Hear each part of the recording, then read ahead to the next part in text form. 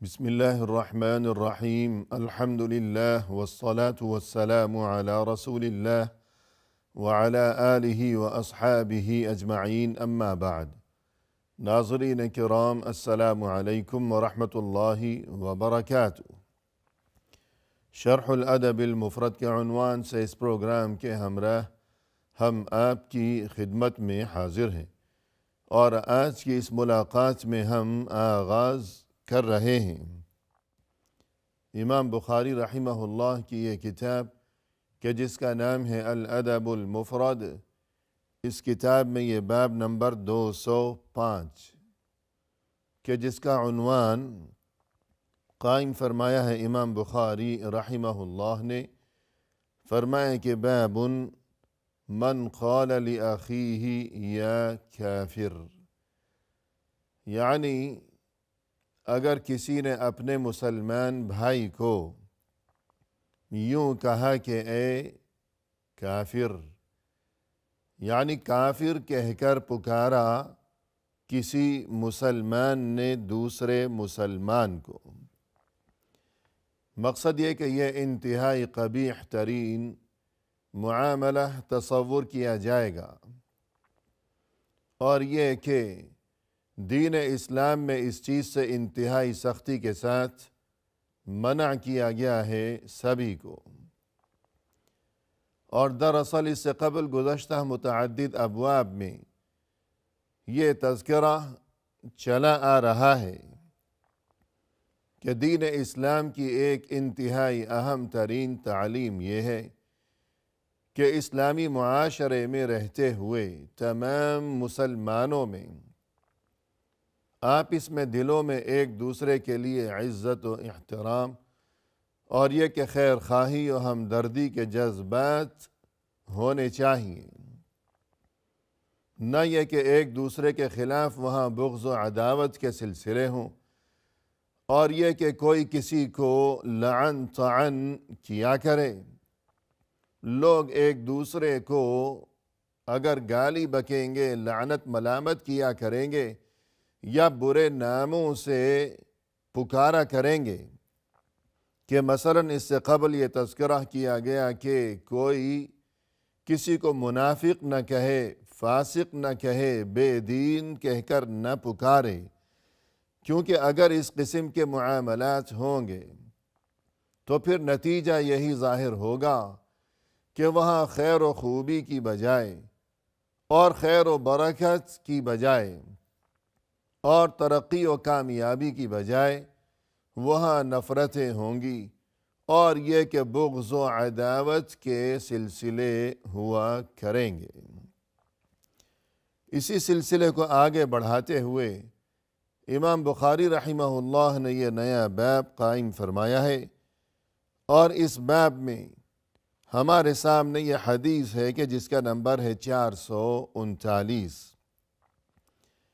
فرمایا کہ عن عبد اللہ بن عمر رضی اللہ عنہما ان رسول اللہ صلی اللہ علیہ وسلم قال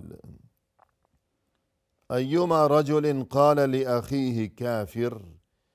فقد باء بها احدہما۔ حضرت عبداللہ بن عمر رضی اللہ عنہما فرماتے ہیں کہ رسول اللہ صلی اللہ علیہ وسلم نے یہ ارشاد فرمایا ہے کہ جب بھی کوئی انسان اپنے کسی بھائی کو یعنی مسلمان کو یوں کہہ کر پکارے کہ اے کافر، تو اس کا مقصد یہ ہوگا کہ اب ان دونوں میں سے یقیناً کوئی ایک کافر ہی ہوگا، یعنی جس نے دوسرے کو کافر کہا ہے اگر وہ سچا ہے تو اس کا مطلب یہ ہوا کہ جسے کافر کہا ہے اس نے وہ واقعی کافر ہی ہے، لیکن اگر یہ بات کہنے والا سچا نہیں ہے بلکہ اس نے یہ غلط اور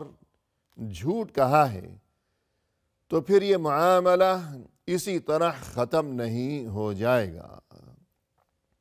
بلکہ جس نے یہ بات کہی ہے اب گویا کہ وہ خود کافر قرار پائے گا۔ اور اسی طرح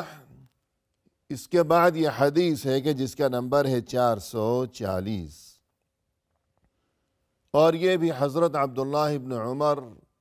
رضی اللہ عنہما سے ہی مروی ہے، ان رسول اللہ صلی اللہ علیہ وسلم قال، یہ فرماتے ہیں کہ رسول اللہ صلی اللہ علیہ وسلم نے یوں ارشاد فرمایا، اذا قال للآخر کافر فقد کفر احدہما، جب کسی نے کسی دوسرے کو کافر کہا تو اس کا مقصد یہ ہوگا کہ اب ان دونوں میں سے ضرور کوئی ایک شخص کافر ہی قرار پائے گا۔ ان کان الذی قال له کافرا فقد صدق، اگر تو حقیقت یہ ہوئی کہ جس کسی کو اس نے کافر کہا ہے اگر وہ واقعی کافر ہی ہوا تو یہ شخص یعنی یہ بات کہنے والا یہ سچا ہوگا کہ اس نے یہ بات سچ کہی ہے کہ وہ واقعی کافر ہی ہے۔ وَإِن لَمْ يَكُنْ كَمَا قَالَ لَهُ فَقَدْ بَاءَ الَّذِي قَالَ لَهُ بِالْكُفْرِ، لیکن اگر جس کسی کو اس نے کافر کہا ہے وہ کافر نہیں ہے، وہ مؤمن ہے، تو اب اس کا نتیجہ یہ برآمد ہوگا اور مطلب یہ ہوگا کہ جس نے یہ بات کہی ہے کہ دوسرے کو کافر کہا ہے حالانکہ وہ دوسرا کافر نہیں ہے، تو اب یہ بات کہنے والا یہ خود اب کافر قرار پائے گا۔ الغرض ناظرین کرام کہ جس طرح اس سے قبل ہم نے ایک حدیث پڑھی تھی کہ جس میں یہ تذکرہ کیا گیا تھا کہ اگر کوئی انسان کسی کو ناحق لعنت کرے گا اور جسے لعنت کی گئی ہے وہ اس لعنت کا مستحق نہیں ہے، تو اب یہ معاملہ ختم ہونے والا نہیں ہے اللہ کے ہاں، بلکہ جس کسی نے یہ ناحق لعنت کی ہے کسی پر تو اب یہ لعنت پلٹ کر واپس اسی کی طرف آ جائے گی، اسی پر لعنت پڑ جائے گی کہ جس نے کسی دوسرے کو ناحق یہ لعنت بھیجی ہے۔ تو بعینہ ہی اسی طرح یہاں یہ معاملہ بھی ہے کہ اگر کسی کو کافر کہا ہے یا تو وہ کافر ہوگا کہ یہ کہنے والا سچ کہہ رہا ہے، ورنہ یہ کہ جس نے یہ بات کہی ہے اب یہ بات پلٹ کر اسی پر آئے گی کہ اب یہ بات کہنے والا یہ خود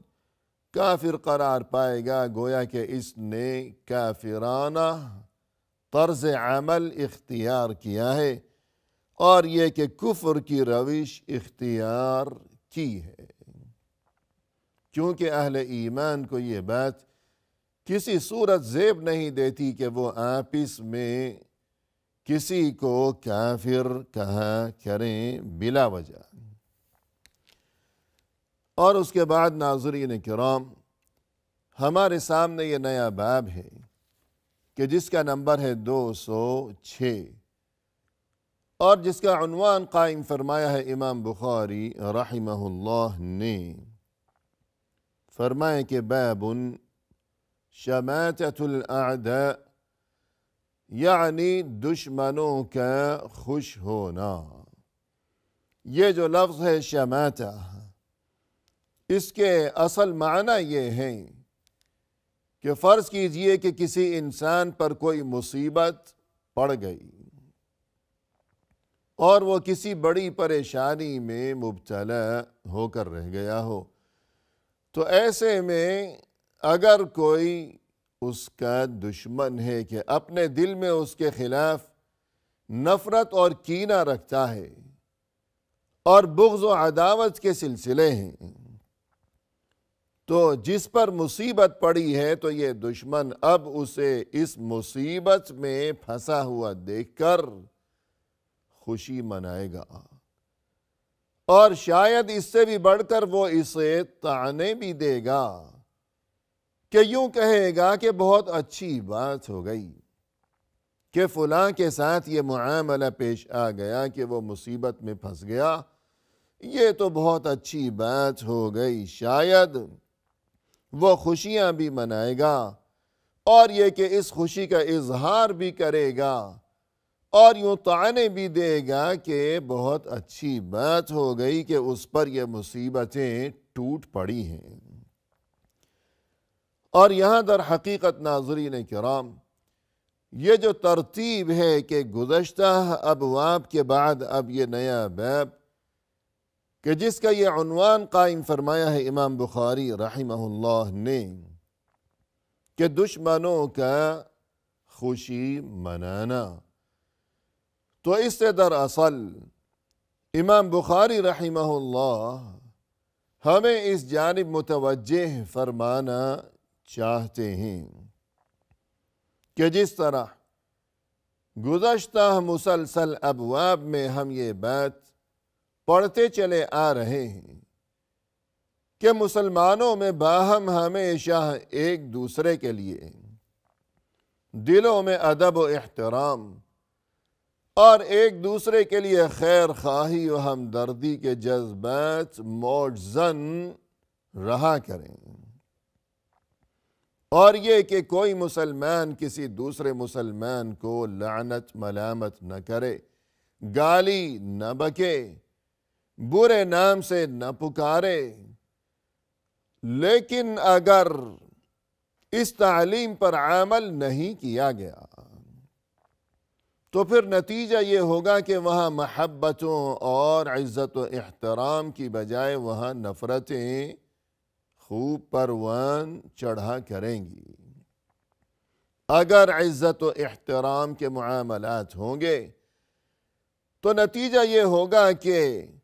معاشرے میں اگر کوئی شخص کسی مصیبت کا شکار ہو کر رہ گیا ہو کسی وجہ سے، تو باقی تمام افراد آگے بڑھیں گے، اس کی مدد کریں گے، اسے اس مصیبت سے نجات دلانے کی خاطر ہر ممکن کوشش کیا کریں گے، اور یہ کہ اس کی مصیبت کو اپنی مصیبت